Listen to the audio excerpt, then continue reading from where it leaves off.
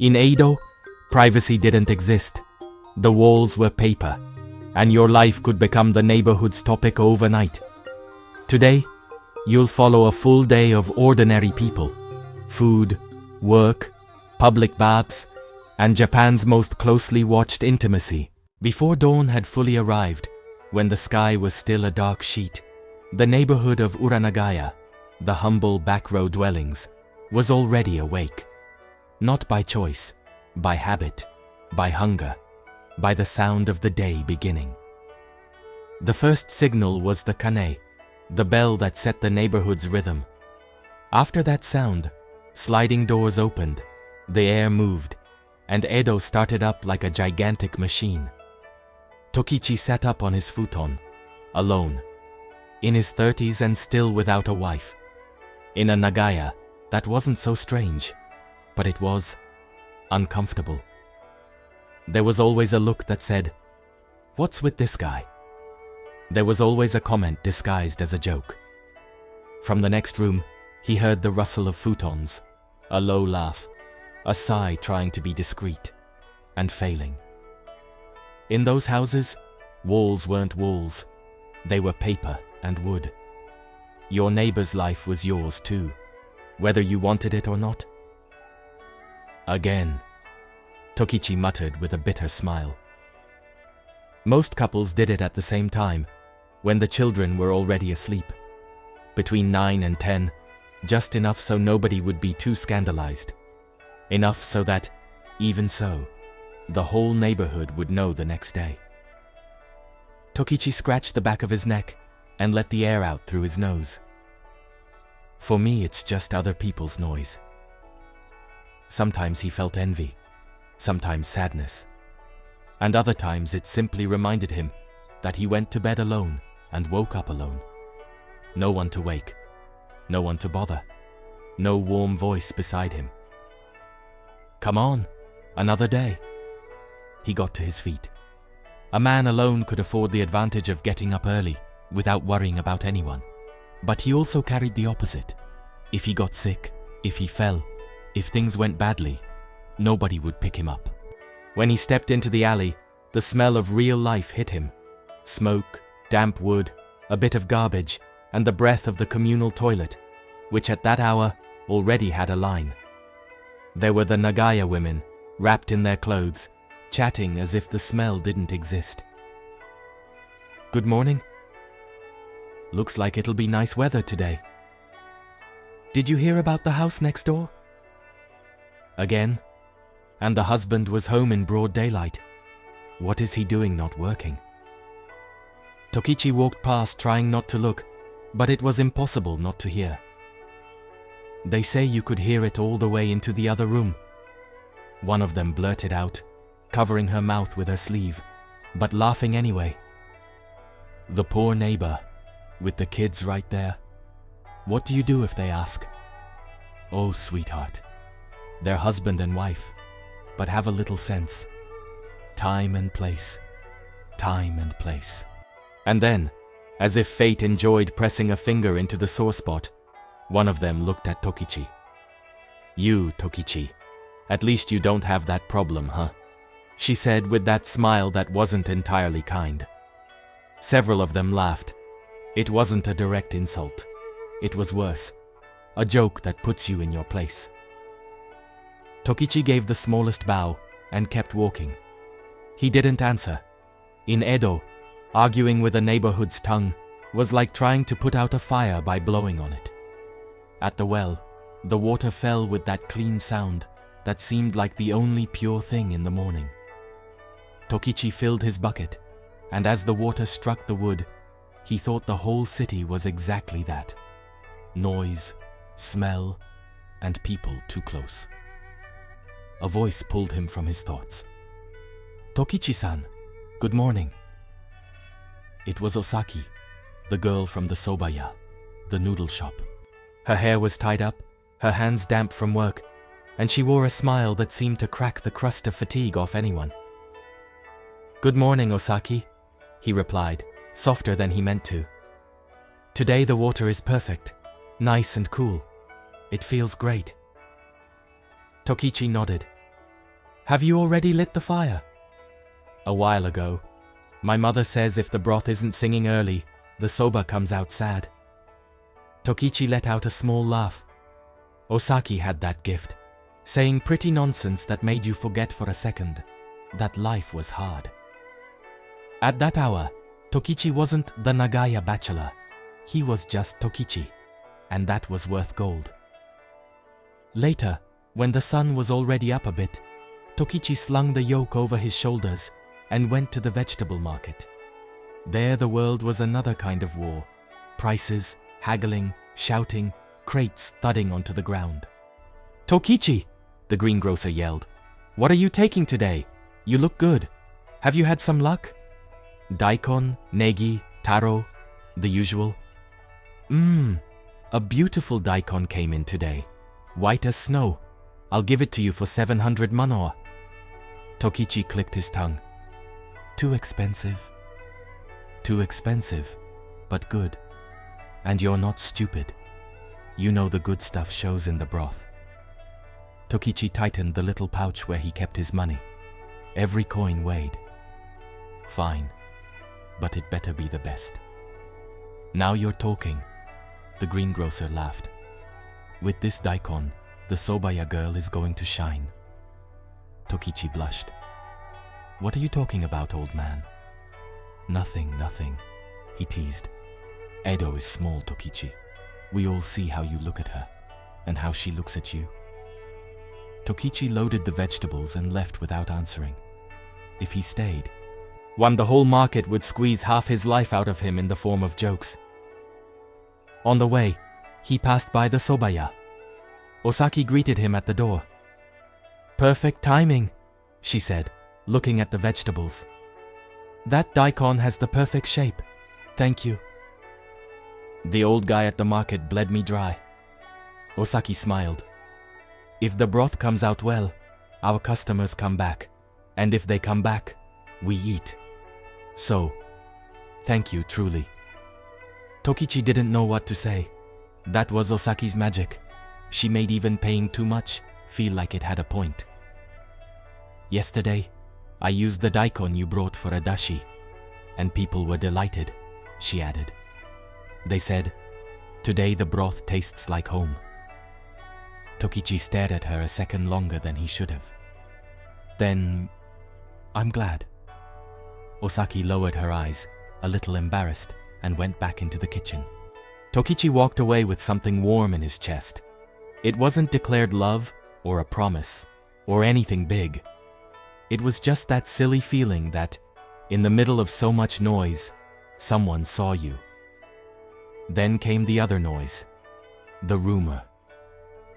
While he was selling vegetables around the neighborhood, a group of kids stuck to him like flies. Tokichi! Tokichi! What do you want? Daikon or nothing? The kids laughed and dropped the bomb, without malice, and with all the cruelty in the world. They say you saw naked women at the Yuya, the bathhouse. They say they caught you staring. Tokichi stopped. That's not true. It is. They say the bath lady got mad. People talk just to talk, he growled. Are you going to buy, or did you come to bother me? What were they like? One asked, eyes huge. Tokichi felt heat rise in his face. Not from his own shame, but from anger. Because that story had been born from a misunderstanding. But in Edo, a spark was enough to set your name on fire. Out. Go to your mother's. The kids ran off, laughing. Tokichi tightened his grip on the yoke. He didn't defend himself any further. That was his way. Endure. Wait for the rumor to get tired. Even if it hurt inside. The thing was, the rumor had roots. Days earlier, Tokichi had gone to the Yuya, the neighborhood bathhouse. Back then, mixed bathing wasn't unusual in certain places. Men, women, and children shared the space as something every day. It wasn't a show. It was life. Steam, hot water, bodies pressed close, dim light, and the unwritten rule of looking as little as possible and minding your own business. But that day, in the chaos of steam and people moving back and forth, and Tokichi had met eyes with a woman, and someone interpreted it badly. One gesture was enough. A look that shouldn't last even a second. And with that, the neighborhood already had a complete tale. That's why, when he returned to the Yuya that afternoon, he felt the air change. He went in, paid, undressed, and stepped into the heat. The steam hit his face. The water burned like always. People talked, laughed, complained about the price of rice. Tokichi sank in up to his shoulders and closed his eyes. In the bath, the body is naked, but the heart isn't. It was a place where you saw everything, and yet nobody showed you what they really carried inside. When he came out, already at night, the neighborhood was livelier. There was a sign at the Yuya. That night, they would tell scary stories. Kaidan always drew a crowd. Tokichi, out of habit, Yin bought a cheap sweet from a kid. Here, but don't bother people. Thanks, Tokichi. And for a moment, life seemed normal, as if rumors didn't matter, until he saw something that froze his stomach. Near the sobaya, Osaki was talking to an unknown man, a well-dressed type, with that soft voice of someone who sells dangerous things without seeming dangerous. Tokichi didn't hear everything, but he heard enough. About Yoshiwara. Think it over carefully. Good conditions. Young girls sell well, and if you're smart, you can make in one night what you make here in months. Osaki lowered her gaze, uneasy. I don't know. What are you going to gain here? Peeling daikon until your hands break, the man insisted. I'll open the door for you. You only have to say yes. Tokichi stood rooted. No, it can't be. The word Yoshiwara was like a long shadow. For some it was a way out, for many it was a trap, and Tokichi knew it because he'd seen too much of Edo to believe in cheap miracles. He waited for the man to leave. When Osaki came out the back, Tokichi was there, on the corner, like a wall. Osaki. She jumped. Tokichi-san, were you waiting for me? I heard about Yoshiwara. I want you to tell me the truth. Osaki swallowed. For the first time, her smile didn't appear. You heard it. Who was that? A broker. One of those who place girls. Tokichi clenched his jaw. Why? Why is he talking to you? Osaki looked at the ground. My father is sick, and the medicines cost more than we make here. The soba is enough to live, but not enough to save him. Tokichi felt a blow in his chest, because there it was, the heart of Edo. People didn't do things out of malice. They did them because hunger and need pushed harder than morality. You could have told me something. Osaki lifted her eyes. They shone. And what were you going to do? She whispered. I don't want to dump my misery on anyone. Tokichi took a step. You're not a burden. Osaki stayed still, as if that sentence had touched a place nobody touched. Tokichi-san, you always bring good vegetables. You always speak with respect. You're the only one who looks at me like I'm a person, not just hands that work. Her voice cracked. Tokichi couldn't find words. He only felt rage. Rage at the world, at the brokers, at an Edo that could push a good girl toward a door she might not come back from. That night, Tokichi walked without direction. His feet led him, without realizing it, near the entrance to Yoshiwara. The place had light even when the rest of the neighborhood slept. Men went in, men came out. Laughter, music, a world that fed on other people's desperation. Tokichi put his hand in his pouch. He counted his coins. It wasn't enough. Not to save anyone, not to buy time from life. A man at the door winked at him.